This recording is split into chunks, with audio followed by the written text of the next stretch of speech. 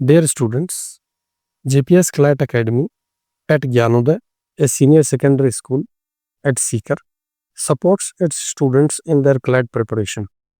We have started a lecture series which will be delivered to you on a daily basis on YouTube. All right. So this is Ulrich Beck's new book, in which Risk Society towards a new modernity, and he tries to seize uh, the economic phenomena which is unfolded before us in a new light. Tries to give a new classification. The classification is two-pronged. That the author floats the proposition that the transition from agrarian society to manufacturing society is a transition from a stable society to a risk society, a risk-prone society. The difference between the two societies is that earlier the risk was localized. Now the risks are um, widespread, even global. Earlier, the risk will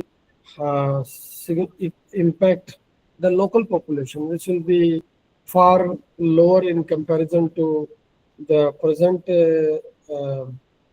spread of the risk, which may encompass millions of people simultaneously, and even encompass the whole globe. For example, we have seen this in pandemic when nearly no part of the globe was left untouched. So these risks are very different in the dimensions, the scope. The origin of these two risks are also different. The earlier risks were basically natural risks, which were unpredictable, and which many of which continue to be unpredictable even today also. But the second kind of risk, that is the new risks, the manufactured risks, the human-made risks, or the anthropogenic risks, are basically risks which are created by human beings themselves. And they are the result of development. They are the result of resource extraction. They are the result of exploitative extraction and unsustainable, polluting ways in which the development is carried out, without regard to the carrying capacity of the earth, as to how much extraction of resources may be made without harming the future generations. So these are basically two kinds of risk classifications which the author has come up with. The um, author also tries to uh, measure the impact of the risks on women, and takes a gendered view of risk sharing, and says that by far the larger share of risk falls to women, whether the society is the old stable agrarian society or the new industrial society. Women have always faced um, major amount of the risk, a disproportionate amount of the risk, and partly it is attributable also to their roles in the families as the caregivers, as the um, uh, the primary engaged in primary tasks, such as particularly in developing countries, in poorer economies, transporting water for the family, fetching water, and where the nutrition becomes a challenge, then they are the first to bear the brunt of nutritional deficiency, and so on and so forth. So this is basically what the author talks about. The article is about risk classification, and it gives a new perspective to analyze the uh, the the old economic structure with the new economic structure, and how the risk in the old structure has transformed in the new structure, how the risk structure has grown along with the prosperity. This is what the article talks about. Now let us have a look at the questions. The first question is answered in the positive by everyone, so we need not bother about this. Same goes for the second. Same goes for the third. The fourth one seems to 67 seems to present a challenge. So let us examine this. I got your point. What you are saying is that if in natural disasters men are statistically more affected, then where is the argument that women are bearing the disproportionate amount of risk? No, actually, the problem with this response is that this deals with natural disasters, and the question is about risk society. There is a mismatch between the two. You know, so you have to talk about the manufactured risks. You don't have to talk here about the natural risk. The first one is out. Do you follow what I'm saying? He is saying in a risk society. Earlier was not a risk society. It was a stable agrarian society, the pre-industrial agrarian society I'm talking about. That was not a risk society. So we have to talk within the framework of the risk society. And so first one is out. Second one is women have more access to education in urban areas than in rural one. Yes, this gives a disproportionate amount of burden to the women because it takes away their access to resources, because it is discriminatory in the rural areas. But then it is part of the argument. It is not the entire argument. In the urban areas, they have access. They seem to have more access. And besides, it is not clear whether in urban areas, if we compare this access with their male counterparts, whether the access is exactly equal, which may not also be equal. Therefore, comparing the access in rural areas with urban areas will not provide the solution.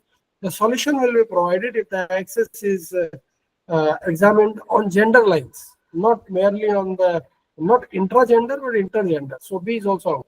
C is men also suffer respiratory diseases from pollution caused by industrialization. The problem with this response is that number one, the response is rooted in the article.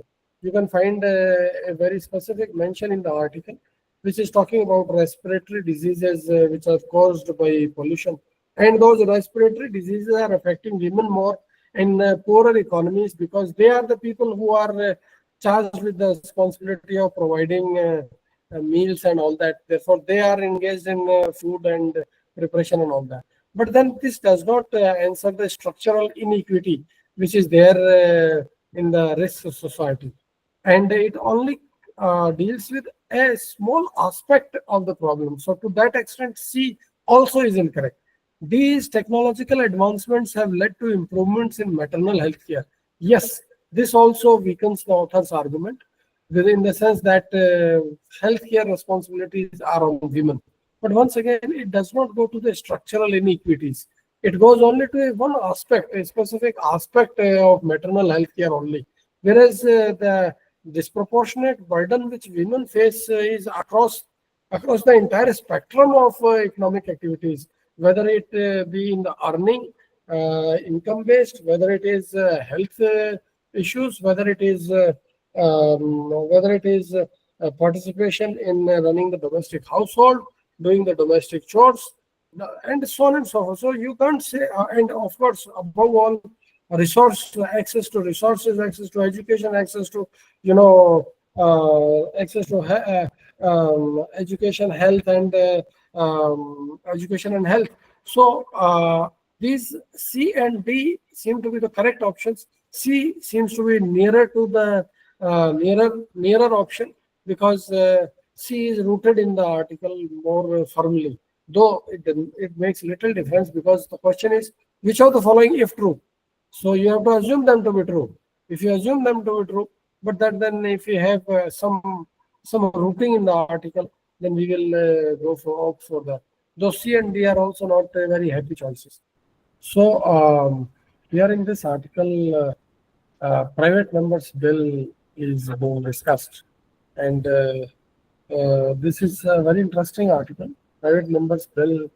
Uh, you will find mention of private members bill in your universal study material also. We have also discussed this if you have gone through that. And basically, private members bill. Interesting part about private members bill is that you are not ideologically tethered to your party. You become independent, and whether you belong to the ruling party or whether you belong to the opposition benches, it really makes no difference. Provided you should not be a minister. If you are a minister, then you have to bring a government bill and not a private member bill. Now, from the passage, we can draw a generalization that Indian Parliament was more democratic in its functioning till 1970. Because till 1970, the author says 14 private member bills became the law. But after 1970, not a single private member bill has become the law, which gives us an inference that the democratic functioning of the parliament was more robust from the start in 1952 to 1970. And after 70s, there seems to have been a consistent decline. If we take this as a normative yardstick as to how the Indian Parliament uh, has treated private members' bills, that is what. And secondly, the private members' bills, why they are essential, why they are called as a gold mine. The reason behind that is the individual MPs. Number one, it releases the energy of the individual MPs, members of parliament. It untethers them to the ideological moorings by party affiliations in a parliamentary form of democracy. And the private members' bills basically are influenced by the voter aspirations and voter requirements and response of the concerned MP to the voter requirements in his constituency, which may be generalized across the country, which may be a generalized response across the country. The only few dynamic MPs may be able to take that up, whereas the others may lend their support. So private members bill to that extent directly enables an MP and through the MP, the people of a constituency to make an impact at the national in the national lawmaking platform.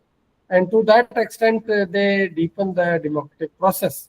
And those reflections may sound, those reflections that are there in the private members' bills may sometimes be echoed in the government bills as well, as has been seen in three of the landmark private member bills which have been introduced in the parliament by three different set of people.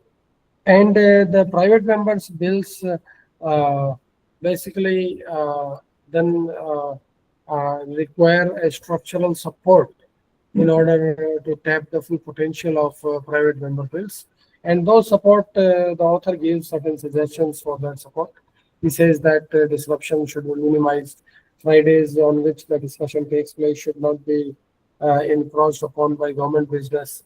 Then he says the extension of time of the parliament, which works only for 4.5 hours, so in a day. So then curtailment of the introduction time for such bills, and so on and so forth. So essentially, this article is in your current affairs also. It makes no difference whether the article is current affairs or logical reasoning or classified artificial as legal reasoning article. It can still contribute questions in all directions. So whatever is wherever there is a grain of truth in the article, we should be able to take it up. For example, it has a wealth of information. Um, it has a wealth of information. It has a wealth of information so far as the current affairs questions are concerned, and I'm sure you would have noticed it. Now, having said that, let us take up the questions. 69. So the first is PMBs are primary source. No, they can't be the primary source. They are not even the secondary source because they have only 14 bills have been passed so far. So they can't be a primary source. Passage of a PMB always results in corresponding government bill. It may or may not. The government may take it up. Government may not take it up. Interestingly, government has the mandate. Private member does not have the mandate. Always remember, in a parliamentary democracy, it is the government which has been returned the mandate. And it is when you come to the parliament, you don't say government has the mandate. You say that it is the it is the it is the party which has formed the um, which is the largest party in the house that has the mandate, particularly in the Lok Sabha, not in the Rajya Sabha, right? Then current parliamentary structure limits independent legislative action by MPs. It does limit, and besides, there are inefficiencies built into the system also. The system tends to encroach on private memberships. So structural reforms will be necessary, where encroachments may not be permitted. Anti-defection laws have made party line voting more flexible. No, they have become more rigid. They have not become more flexible. Partly, the article says that the anti-defection law has really curbed has had an unintended effect of curbing the progress or growth of private member groups. Though anti-defection law seems to be silent on private member groups and does not seem to, the provisions of anti-defection law don't seem to apply to the private member groups. Chaliye aao. Question number 71 is correct, so we need not bother about it. Question of same applies to 72. Same applies to no. 73 is not correct, so we will have to take it up. Please take it up. All right. So this article basically talks about the India's net zero goals, and India has taken the net zero goals in the Paris Agreement, and as per the voluntary undertaking, India should be able to achieve the zero carbon emissions level by 2070, and that is only possible if we have a robust program of so what I was saying is that India has under the Paris Agreement, India is undertaking this kind of voluntary contribution, and India will necessarily have a robust program for renewables energy generation, and hydroelectricity, then wind, then solar. These are the renewable energy resources, and there is a vast supply of untapped supply of hydrogen. And hydrogen, you will recall, you must have studied in your lower classes, that hydrogen is several times more reactive and produces more amount of energy than do the fossil fuels. So hydrogen can be a very promising source of energy in terms of the generation of energy output. Not only that, if hydrogen is tapped as a potential, then when the hydrogen burns, then it produces only water vapor. So there is no question of any carbon dioxide that is being emitted. So it can be a great fuel for the future, and can be very helpful in achieving the net zero. Now, in this context, the article talks about ways in which hydrogen can be tapped as a source of energy, and the author basically says that there seem to be a robust estimate of naturally occurring hydrogen. Before, at the outset, we have to make a choice between when we exploit hydrogen, whether we are speaking about exploiting hydrogen in which is naturally occurring, or whether we want to make it through electrolyzers and then generate electricity from hydrogen. The author is more inclined in favor of tapping the natural resources, geological resources of hydrogen, and then goes on to suggest ways and means of doing it. In the author's opinion, generating hydrogen, producing hydrogen through electrolyzers, or using fossil fuels is not a very healthy kind of thing, and it would be cost prohibitive. Therefore, we have to exercise our choice in favor of geological extraction of hydrogen. And the author goes on to review the challenges which are there. The first and foremost challenge is in producing a hydrogen map. The problem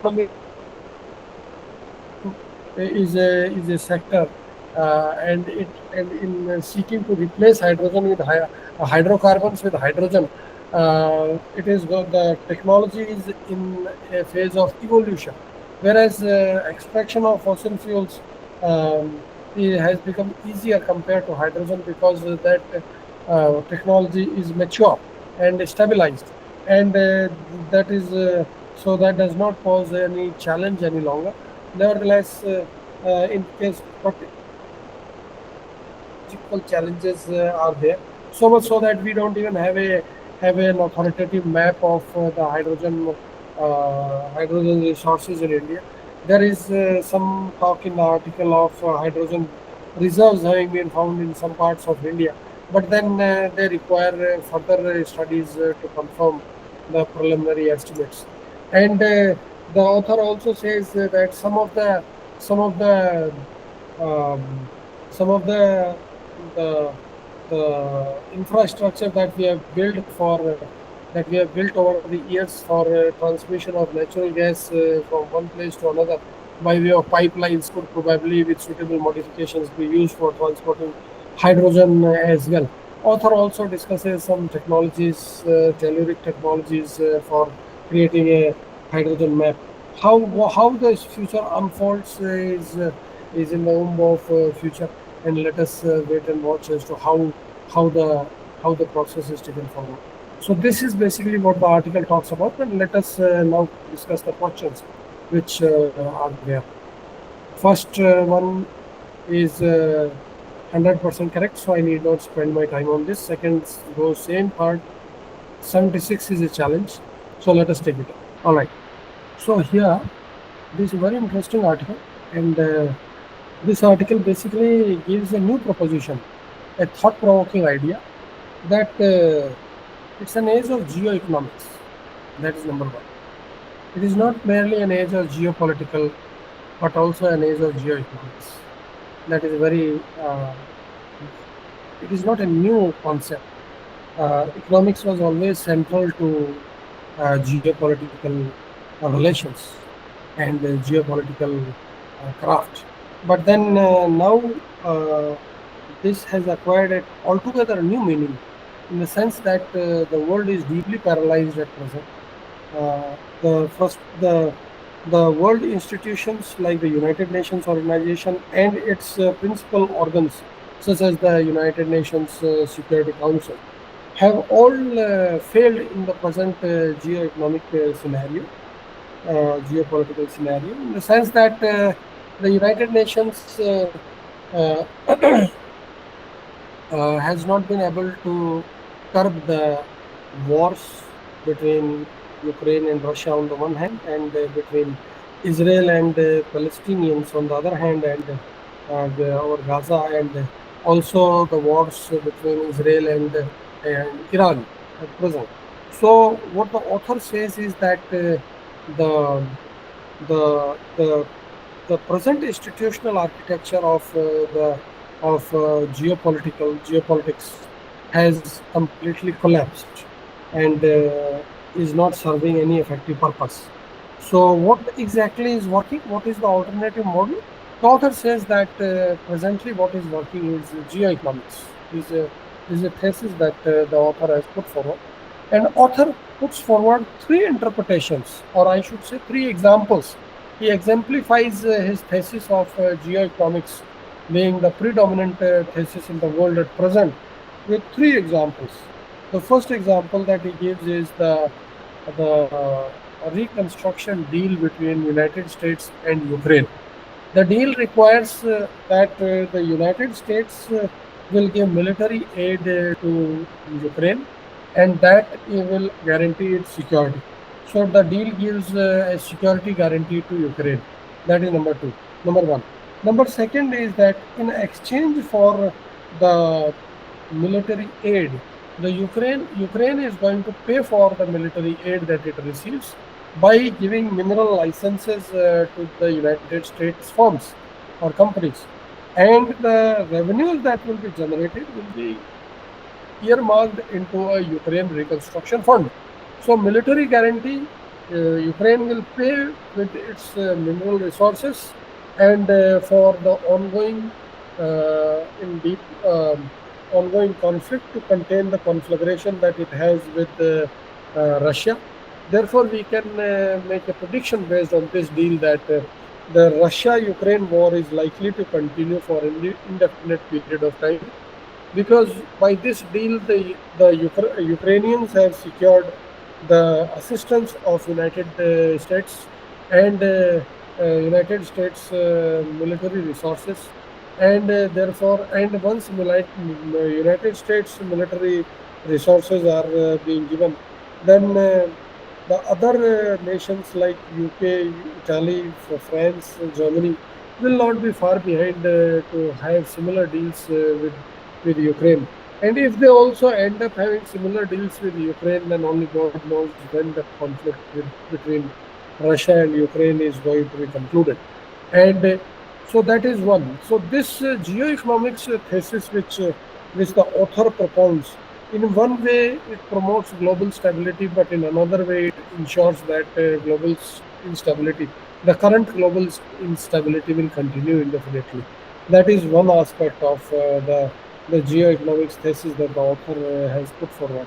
Second example that he gives is the Indo-China relations. Here also the author says that because India has given um, better market access to Chinese firms, and that is the reason China is uh, immediately has reconsidered the the uh, the unwinding on the military standoff between India and China.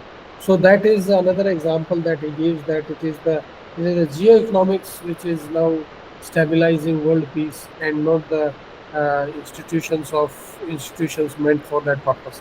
The third example that the author gives is of the corridor which has been built and which has been launched by India in the year 2023. The India Middle East Europe Economic Corridor, long sounding word. Um, uh, so this corridor basically provides an alternative to the Suez Canal, and it ropes in important seaports. And India also seeks to rope in the Baltic, the Black Sea, which is a route which provides a route to Ukraine, and this route also gives access to India to the ports in European countries such as Italy, France, and also in the United States and Ukraine, and in the Middle East countries. So this is basically what the article talks about. So in the present age, the author's main thesis is that it is not the global institutions of peace, particularly the United Nations and its principal organs, which are providing stability in the world, but it is the economics which is providing stability. And yet, at the same time, the economics is also providing instability, in the sense that the Ukraine and Russia war is now likely to continue forever. Now, the world economies are also desirous of gravitating away from autocratic regimes. Openly, the United States wants to do it, and a little less openly, the countries of the European Union are doing it, and they want to shift away from Russia, and they want to shift away from China. They have already lost their former colonies, so they have to. So that is not a source for anyone. Decolonization was a project which gained a lot of momentum, and in the 1947, and that phase of decolonization in world history is effectively over. Therefore, they have to now look up for new energy partnerships and new or rare earth partnerships. Having said that, let me now quickly take up the questions, because our time is also session timing is also nearing an end. 79 question is absolutely correct, so I need not bother about this. But 80th question is not correct, so please take it up. Which of the following statements is the author most likely to disagree with based on the passage? So, disagreement. Rare earths have vital military and technology applications. This is correct. Trump's economic moves are strictly exploitative and offer no long-term benefit. To an extent, it is correct, because this is only going to fuel the war between Ukraine and Russia. It is not very imaginative. In the reconstruction deal which the United States has struck, the war will continue for indefinite time. So it is exploitative, and it may not offer any long-term benefit, except for prolonging the conflict between Russia and Ukraine. Besides, it helps the United States move away from China in its dependence on rare earths. Then it tends to be exploited. Right? IMEC could provide maritime security alternatives to the Suez Canal. So this is correct. The Europe wants to reduce dependence on autocracies. This is also correct. So most likely to disagree. This with which one would you like to disagree? Rare earths have vital military. You can't disagree from this. Trump's economic views are strictly exploitative.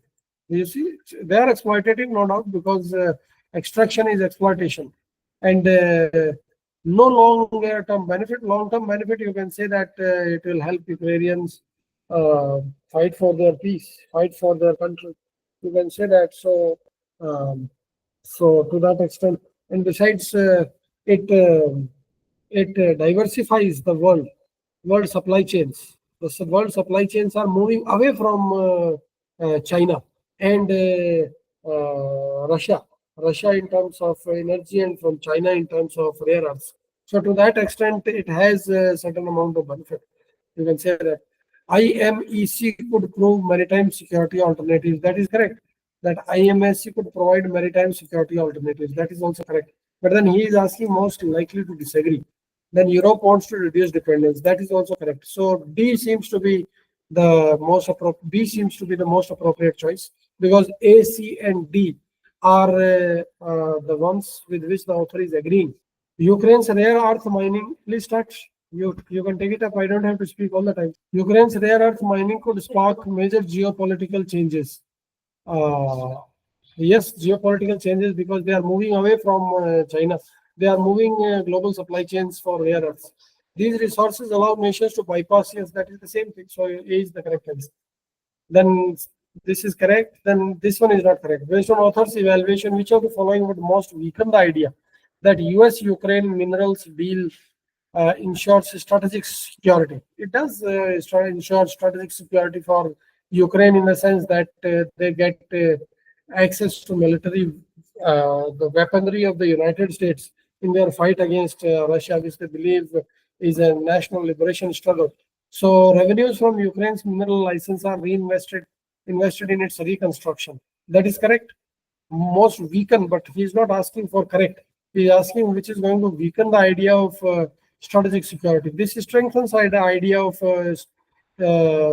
Ukraine's strategic security. The deal does not include NATO security guarantees. Of course, it doesn't. But will it weaken the idea that Ukraine? It seems to be peripheral. NATO nowhere. Nobody is talking about NATO. Nobody is talking about UN. Nobody is talking about UN Security Council. They are all defunct. Reconstruction Investment Fund is managed equally by both nations. That's all right. It is managed equally by both nations. Then so what? Weaken the idea of US-Ukraine minerals deals merely because two nations are managing the fund doesn't mean it has weakened the idea that about strategic security. The rare earths in Ukraine are difficult to extract due to unexploded mines. Now, the author very clearly says that it requires the mining in Ukraine is a challenge because a lot of demining has to be done. The um, um, lot of demining has to be done. Demining, I'll just show you the passage where it is talking about demining. It is talking about demining. I'll just give me 1 minute. I'll just show it to you. Yes, here it talks about demining.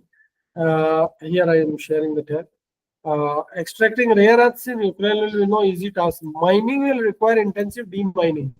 So he very clearly says that demining operations are required. But you have to presume it to be true because it is, I think it is if true. So that kind of thing may not actually be very helpful. Author's evaluation, which would most weaken. No, it is not if true. Most weaken the idea. So most weaken the idea. Yes, demining will most weaken the idea. This is also talked about in the passage. There are so many mines that have been laid everywhere in order to protect the Ukrainians from the encroaching, intruding Russian army. That it becomes first you have to remove the mines, you have to run the hazards, and then you have to start your work. So this challenges this becomes a challenge. Rare earths in Ukraine are difficult to extract. They become difficult to extract, and this will actually multiply the cost of extraction. All right. So we have finished 73. Tomorrow, we will start the legal reasoning of 74. All right. And if time permits, we will also take up the logical reasoning of this thing, subject to availability of time.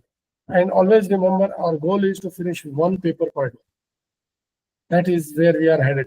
When we started, we used to finish two papers, two passages per day. Now we have gone to a stage where we are finishing 4 passages per day. Slowly and slowly, we have to go to finish 10 passages per day. All right. So you can understand what kind of changes we will require in our system, right? So come prepared. Let us take the first step in that direction. Come prepared with 5 passages, right? We are only asking for four legal reasoning passages and 1 logical reasoning, and the first logical reasoning passage, because we should not mess up. You might have prepared the 4th one, and I might have prepared the first one. Somebody else might have prepared the second one. It will create a lot of problem. So let us take up first comes first. First you take, then second, then third, then fourth, as they are mentioned in the paper. So that kind of thing. Okay, beta? Come prepared with 5. We have already reached the goal of 4. Slowly and slowly, we will reach 10. 10 per day means 1 paper per day. That would be quite a bit of challenge, but then we are acceptable. Challenges are generally acceptable, right? The lecture series revolves around discussion of mock papers. You can request us for the concerned mock papers. If you intend to join us in our daily discussions, you are most welcome.